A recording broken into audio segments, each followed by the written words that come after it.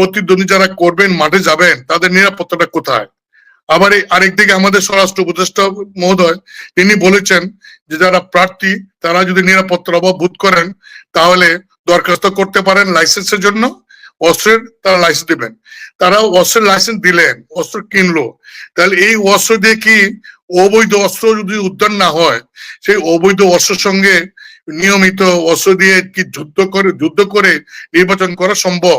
আসলে তো প্রয়োজন নির্বাচনের আগে অস্ত্র উদ্ধার করে ছিনতাই, রাহাজানি, চাঁদাবাদি যারা করে, মব যারা করে, তাদেরকে গ্রেফতার করে একটা এমন অবস্থা মানে আনা উচিত আইন শৃঙ্খলার, যেটা মানুষ বুঝতে পারে যে ইয়েস আমরা নিরাপত্তার মধ্যে আছি, ভোট সেন্টারে গেলে বা নির্বাচিত প্রচারের কাজ করলে কোনো সমস্যা হবে না।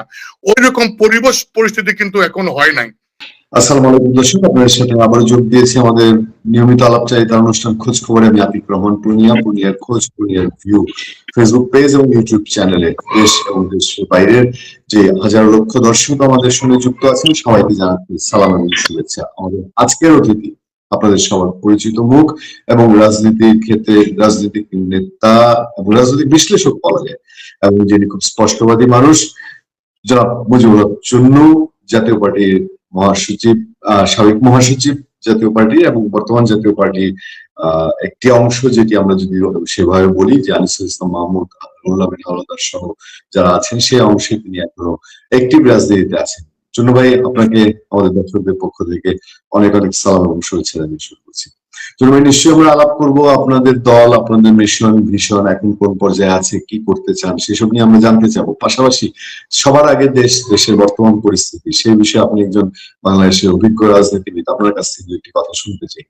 আমি প্রথমেই জানতে চাই, দেশের বর্তমান যে পরিস্থিতি, একটা নির্বাচন হতে যাচ্ছে, নির্বাচন সামনে রেখে এখনো সংশয় সন্দেহ যাচ্ছে না নির্বাচন কি আদৌ শেষ পর্যন্ত হবে, হলে সেটা কেমন নির্বাচন হবে, তার বাইরে দেশের অর্থনীতি, সামাজিক পরিস্থিতি, আইন শৃঙ্খলা পরিস্থিতি, একজন বিজ্ঞ রাজনীতিবিদ হিসাবে বর্তমান সরকার কেমন দেশ চালাচ্ছে, আপনার মূল্যায়নটা দিয়ে আমরা শুরু করতে চাই। এরপর আপনাদের দলীয় রাজনীতির প্রেক্ষাপটে যাব। জনাব মুজিবুল হক চুন্নু, কেমন চলছে আপনার দেশ? জি পূর্ণিয়া, ধন্যবাদ আপনাকে এবং আপনার মাধ্যমে দর্শক শ্রোতা যারা আছেন তাদেরকে আমার পক্ষ থেকে সালাম এবং এই শীতের সকালে সবাইকে আমি ধন্যবাদ জানাচ্ছি, শুভেচ্ছা জানাচ্ছি। আপনি আমাকে যে প্রশ্নটি করেছেন যে দেশের বর্তমান যে আইন শৃঙ্খলার অবস্থা, শুধু এটুকু বলবো যে এটা কারোর নিয়ন্ত্রণে আছে এরকম মনে হয় না। আপনি দেখেন গতকালকে রাত্রেও তো এই আপনার কারণ বাজারে সন্ধ্যার পরে বিএনপির অঙ্গ সংগঠন স্বেচ্ছাসেবক দলের একজন নেতাকে যারা গুলি করলো তারা মোটরসাইকেল চলে গেছে।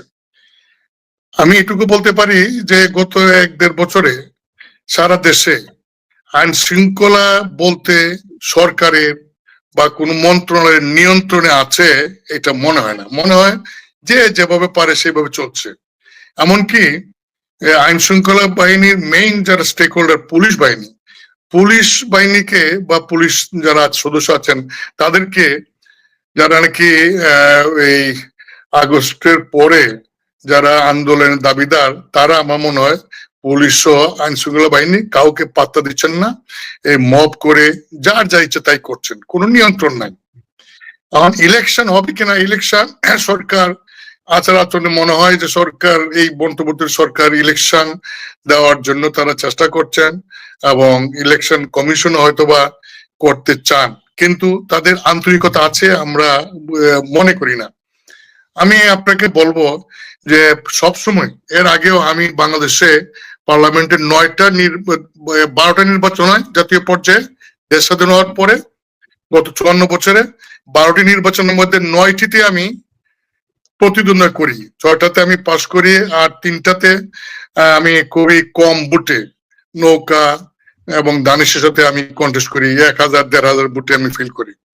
কাজে আমার যে অভিজ্ঞতা, সেই অভিজ্ঞতা হলো যখনই নির্বাচন আসে প্রত্যেক সময় নির্বাচন কমিশন বা সরকার যেটা চান সেটা হলো নির্বাচনকে একটা সুষ্ঠু, শান্তি শৃঙ্খলা এবং সম মাঠ আনার জন্য প্রথমেই আইন শৃঙ্খলা বাহিনীকে দিয়ে মাঠে যে সমস্ত বেআইনি অস্ত্র আছে বা যারা বেআইনি অস্ত্র ব্যবহার করেন অস্ত্রবাজ বা সন্ত্রাস যারা আছে তাদেরকে গ্রেপ্তার করা হয় এবং অস্ত্র উদ্ধার করা হয়। কিন্তু আপনি দেখেন ওই আগস্টের পরে ওই আপনার নরসিংদী জেলখানা সহ জেলখান থেকে অনেক অস্ত্র লুটপাট করা হলো এবং বাংলাদেশের অনেক থানা থেকে অস্ত্র লুট করা হয়, ছিনতাই করা হয়। ওই সমস্ত সব অস্ত্র কিন্তু এখন উদ্ধার হয় নাই। সে অস্ত্র তো উদ্ধার হয়ই নাই। এই পর্যায়ে এই অস্ত্র উদ্ধার যদি না হয় তাহলে সরকার যারা করছেন শুধুমাত্র একটি দলের যারা কর্মী মাঠ পর্যায়ে সহ মামলা ছাড়াই যে কোনো কর্মীকে গ্রেপ্তার করছেন।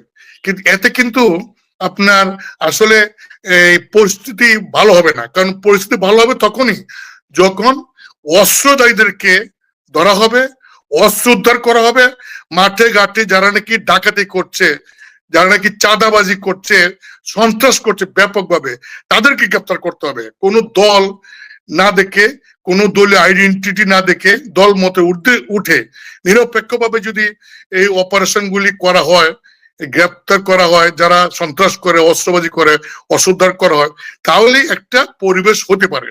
সেই পরিবেশটা এখন হয় নাই। কাজে নির্বাচনের কি হবে হবে না এটা আমার যে অভিজ্ঞতা, সেই অভিজ্ঞতা একটু বলা মুশকিল। আমি নিজেও এখন পর্যন্ত এলাকায়, যদিও আমি মনোনয়নপত্র দাখিল করেছি, আমি আর এখন পর্যন্ত এলাকায় যাই নাই, কারণ আমার বিরুদ্ধেও প্রায় এই মানে আগস্টের পর 60টা মামলা দেওয়া হয়েছে।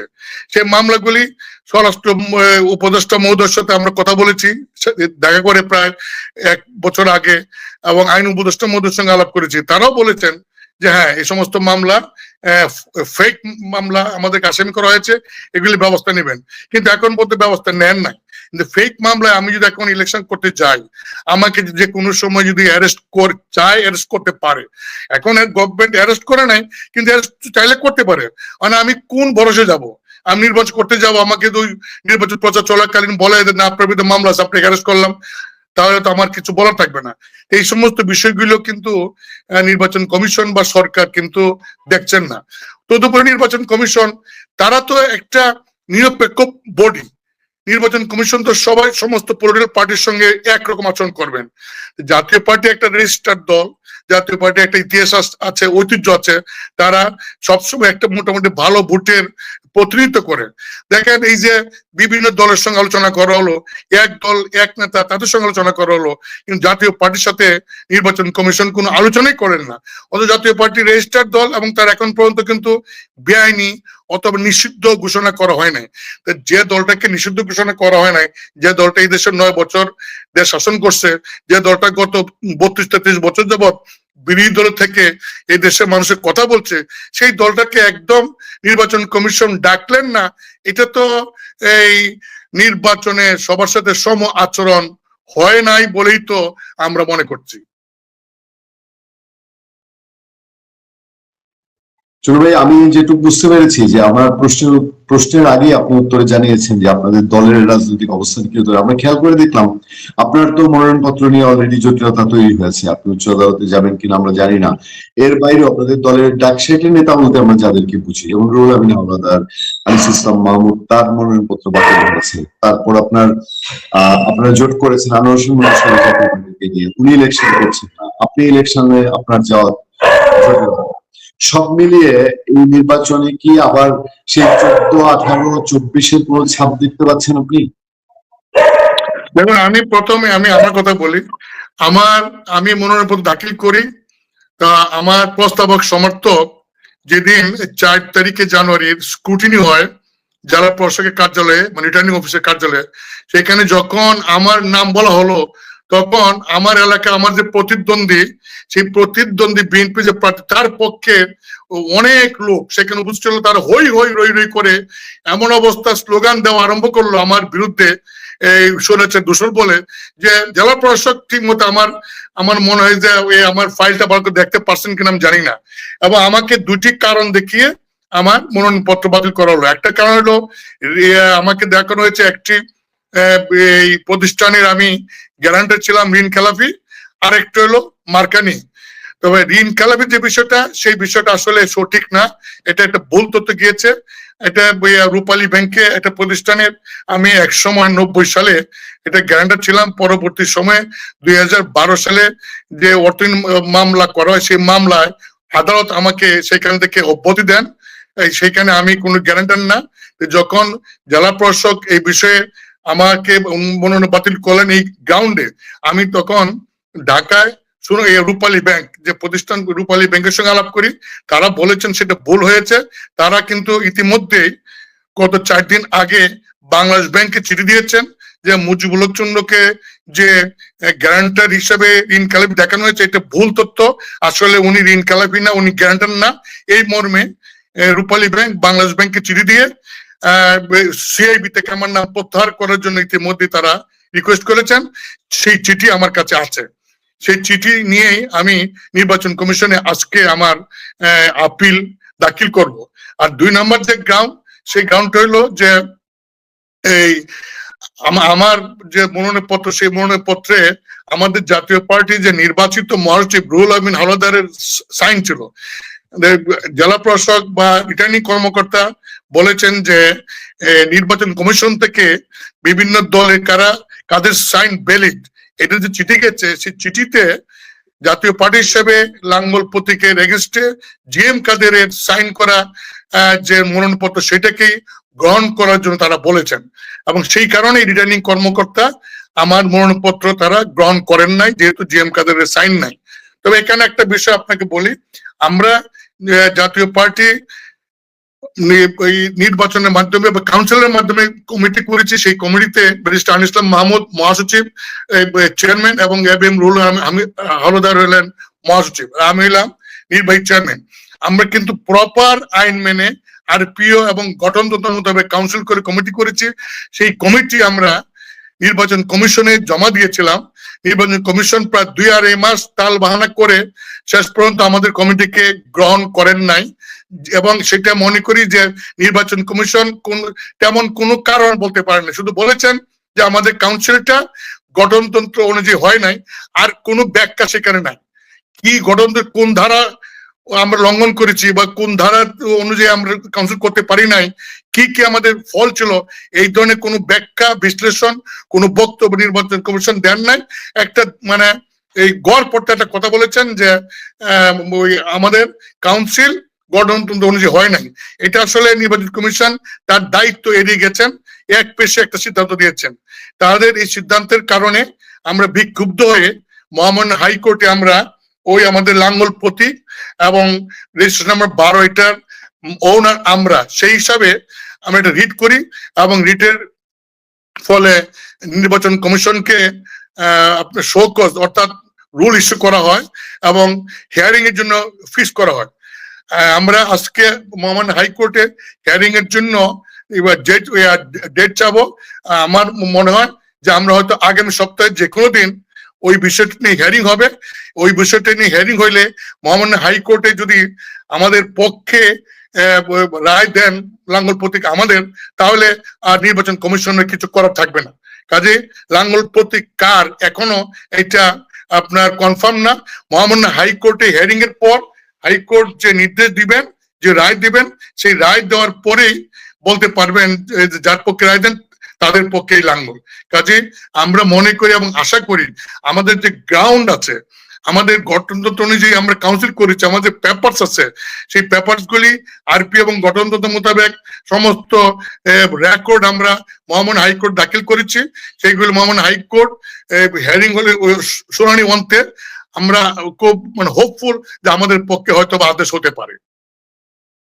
তাহলে চন্দ্র ভাই বলা যায় যে হাইকোর্টের বিচারাধীন একটা বিষয় অলরেডি প্রশাসন সিদ্ধান্ত জানিয়েছে আপনাদেরকে, সেই পর্যায়ে তাহলে কি এরকম যদি চলতে থাকে আপনাদের অংশ থেকে তো কেউ নির্বাচন করতে পারছে না লাঙ্গল প্রতীক নিয়ে আপাতত সেই জায়গায় দাঁড়াচ্ছে। দেখেন আমি আপনাকে একটা জিনিস বলি, আসলে এই নির্বাচন কমিশনও কাজটা সঠিক করেন নাই। কারণ যে বিষয়টা নিয়ে হাইকোর্টের রুল আছে, রুল ইস্যু করা হয়েছে, রিট আছে এবং রুল ইস্যুর পর হিয়ারিং এর জন্য ফিক্স আপ আছে, সেই পর্যায়ে এটা কিন্তু সাব জুডিস হয়ে যায় এই বিষয়ে কোন সিদ্ধান্ত দিলে। এটা sub judice matter. Sub judice ম্যাটারে নির্বাচন কমিশন জিএম কাদের সাহেবের সাইন করে কাগজ গ্রহণ করার জন্য যে চিঠি দিয়েছেন সেটা আসলে সঠিক হয় নাই আইনের চোখে। যাই হোক, বিষয়টা মহামান্য হাইকোর্ট দেখবেন। এই হলো একটা। আর 2 নম্বর হলো আমাদের চেয়ারম্যান ব্যারিস্টার আনিস ইসলাম মাহমুদ, আপনি জানেন যখন তিনি নির্বাচন করবেন মনোনয়নপত্র ক্রয় করলেন এবং ডিক্লেয়ার দিলেন, তখনই কিন্তু তার ওপোনেন্ট যে বিএনপি প্রার্থীর পক্ষ থেকে গ্রামের বাড়িতে ব্যারিস্টার আনিস সাহেবের গ্রামের বাড়িতে এই 1.5 বছর পর কয়েকদিন আগে গিয়া বাড়ির মধ্যে আগুন দেয় এবং গাড়ি পুড়ে ফেলে, আগুন দিয়ে তার বাড়ি ঘর অনেক মানে সম্পত্তি পুড়ে ফেলে। শুধু তাই নয়, উনি বহু চেষ্টা করে মনোনয়নপত্র দাখিল করেন। মনোনয়নপত্র দাখিল করার পর যদি স্ক্রুটিনি হবে, সেই দিন ব্যারিস্টার আনিস সাহেবের মনোনয়নপত্রের প্রস্তাবক এবং সমর্থক তারা চট্টগ্রাম জেলা প্রশাসক অফিসে যখন আসেন এই বাছাই পর্বে অংশগ্রহণ করার জন্য, তখন ওই যে ওইখানকার যে বিএনপি প্রার্থী তার অনুসারীরা ব্যারিস্টার আনিস সাহেবের প্রস্তাবক সমর্থক এবং কয়েকজনকে আটকে রাখে, যাইতে দেয় না। তখন ব্যারিস্টার আনিস সাহেব চট্টগ্রামের মেট্রোপলিটন পুলিশ এবং এসপি সাহেবকে ফোন করেন। ফোন করার পরে মেট্রোপলিটন কমিশনারের নির্দেশে কোতোয়ালি থানার পুলিশ গিয়ে সেই প্রস্তাবক সমর্থককে উদ্ধার করেন। উদ্ধার করে তারা জেলা প্রশাসক অফিসে নামিয়ে দেন। জেলা প্রশাসক অফিসে নামিয়ে দিয়ে পুলিশ তুলে যাওয়ার পরে সেই জেলা প্রশাসকের অফিসের নিচে থেকে ব্যারিস্টার আনিস সাহেবের প্রস্তাবক সমর্থক সব 5 জনকে বিএনপির কর্মীরা হাইজ্যাক করে নিয়ে চলে যায়। এই অবস্থায় কিভাবে নির্বাচনটা কি হবে, নির্বাচন কমিশন এটা কি জবাব দিবেন আমি জানি না। আর আমাদের আসলে নির্বাচন প্রত্যেকের বিষয়টা মহামান্য হাইকোর্টে থেকে রায় না হওয়া পর্যন্ত এটা অনিশ্চিত যে কারা নির্বাচন করতে পারবেন।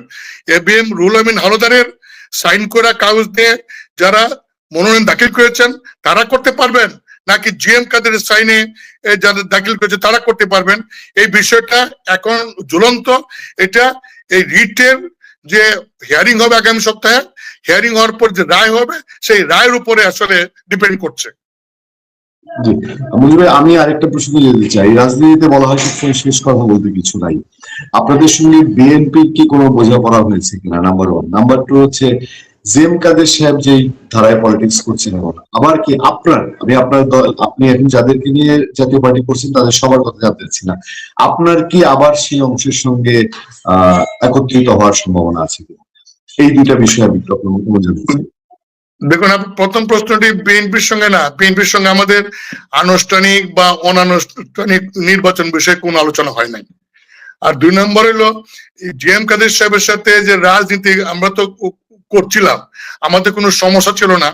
আমরা যখন কাউন্সিলের জন্য জিএম কাদের সাহেব প্রেসিডেন্ট মিটিং ডাকেন, সেই মিটিং এ আমি ব্যক্তিগতভাবে দাবি করেছিলাম যে আমাদের গঠনতন্ত্রের 20 ক 1 একটা ধারা আছে, যে ধারা চেয়ারম্যান যে কোনো পার্টি যে কোনো স্তরের নেতা কর্মীকে যে কোনো সময় without any showing cause, without any show cause তিনি বৈঠক করতে পারেন। যে কোনো সময় কমিটির যে কোনো পর্যায়ে কমিটিকে তিনি বিলুপ্ত করতে পারেন, কার সঙ্গে কথা বলতে হবে না। এটা অত্যন্ত অগণতান্ত্রিক এবং অগঠনতান্ত্রিক, এটা একটা স্বৈরাচারী মানে ধারা। আমরা সেটা বলেছিলাম যে এই ধারাটা অগণতান্ত্রিক, আমরা এই ধারাটাকে সংশোধন করে একটু গণতান্ত্রিক করতে চাই, এই একটা পয়েন্ট।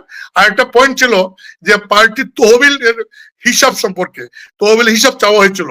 এই 2টা পয়েন্ট, আর কিছু নেই। 2টা জিনিস চাওয়ার কারণে তিনি রাগান্বিত হয়ে কাউন্সিল স্থগিত করে দেন এবং তিনি বলেন এই 2টা একটা ধারাও তিনি মানবেন না। অথচ তিনি কিন্তু অটোক্রেসির বিরুদ্ধে কথা বলেন, স্বৈরতন্ত্রের বিরুদ্ধে কথা বলেন, গণতন্ত্রের পক্ষে কথা বলেন, কিন্তু নিজের দলের গঠনতন্ত্রের যে 20-1 ক ধারা যে একটা অত্যন্ত প্রবল মানে অটোক্রেট একটা ধারা, সেই ধারাটাকে তিনি সংশোধন করার মতো তার মানসিকতা নাই। আমি এখনো বলি তিনি যদি ওই গঠনতন্ত্রের ওই ধারাটা পরিবর্তন করেন এবং হিসাব দেন এবং তিনি আমাদের সঙ্গে কাজ করতে চান, আমরা ওনাকে সম্মান দেবো। কারণ কাউন্সিল তো করা হয়েছে, ওনাকে আমরা প্রপার জায়গায় রেখে ওনাকে প্রয়োজনে প্রধান উপদেষ্টা করে পৃষ্ঠপোষক করে আমরা দলকে সংগঠিত করে আগামী দিনে ওনাকে নিয়ে রাজনীতি করতে আমাদের কোনো আপত্তি নাই। সবশেষ প্রশ্ন, সেটা হচ্ছে আওয়ামী লীগ বিহীন নির্বাচন কতটা চ্যালেঞ্জিং এই সরকারের জন্য, এবং আওয়ামী লীগ বিহীন নির্বাচনে হওয়া বাঞ্ছনীয় কিনা আপনি কি মনে করেন? আপনার ব্যক্তিগত মতামত জানতে চাই, আপনার দলের অবস্থানটা। আওয়ামী লীগ বিহীন নির্বাচনের পরিণতি কি হতে পারে? দেখুন, আমি আপনাকে এই প্রসঙ্গে বলি, 2024 নির্বাচনের আগে পার্লামেন্টে আমি তৎকালীন প্রধানমন্ত্রী শেখ হাসিনাকে বলেছিলাম যে মাননীয় প্রধানমন্ত্রী বিএনপির মতো একটি বড় দলকে ছাড়া যদি নির্বাচন করেন সেই নির্বাচনটা আসলে গ্রহণযোগ্য হয় না। কারণ বাংলাদেশে আওয়ামী লীগ এবং বিএনপি দুইটি দলই বড় দল। এই দুটি দলের একটি দলকে বাদ দিয়ে নির্বাচন করলে সেই নির্বাচনটা আসলে কতটুকু গ্রহণযোগ্য হয় সেটা কি হয় না, সেটা আওয়ামী লীগ নিশ্চয় টের পেয়েছে। আমি আপনাকে বলবো যে আসলে এই নির্বাচন যদি ইনক্লুসিভ করতে হয় তাহলে সবাইকে নিয়ে করা উচিত। যারা যে সমস্ত লোক অন্যায় করেছে, যারা নাকি মানুষ হত্যা করেছে, যারা নাকি অবিচার করেছে, যারা নাকি টাকা পাচার করেছে, দুর্নীতি করেছে, তাদের বিরুদ্ধে বিচার অবশ্যই হওয়া উচিত এবং বিচার হওয়া মানে সঙ্গত এবং বিচার হতেই হবে। কিন্তু রাজনৈতিকভাবে কোনো দলকে নিষিদ্ধ করলে কিন্তু বিষয়টা সলভ হয়ে যায় না।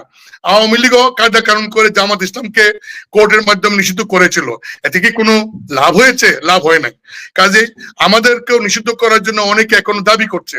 জাতীয় পার্টিকে নিষিদ্ধ করলে কি যারা দাবি করছে তাদের কোনো লাভ হবে? লাভ হবে না, বরং লাভ হবে জনগণের সামনে সবাই যান, আমরাও যাই, জনগণ আমাদেরকে যদি প্রত্যাখ্যান করে তাহলে সেটা তো একটা মানে সেই জিনিসটা হলো গণতন্ত্রের আপনার বলো একটা বিচার।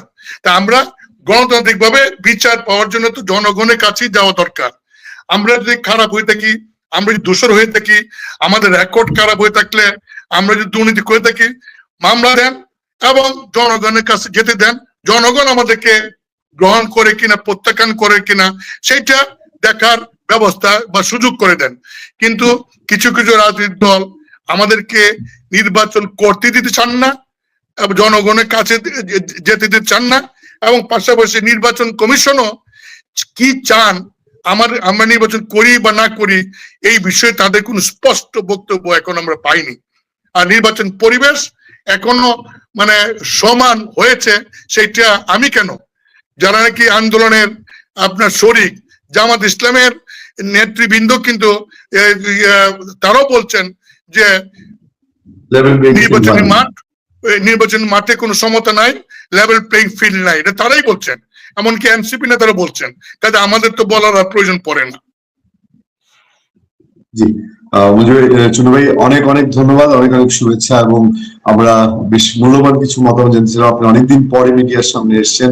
আমি আপনার সার্বিক সুস্থতা, মঙ্গল এবং আপনার সাফল্য কামনা করে আজকের অনুষ্ঠান এখানে শেষ করছি। ভালো থাকবেন, সুস্থ থাকবেন। আসসালামু আলাইকুম।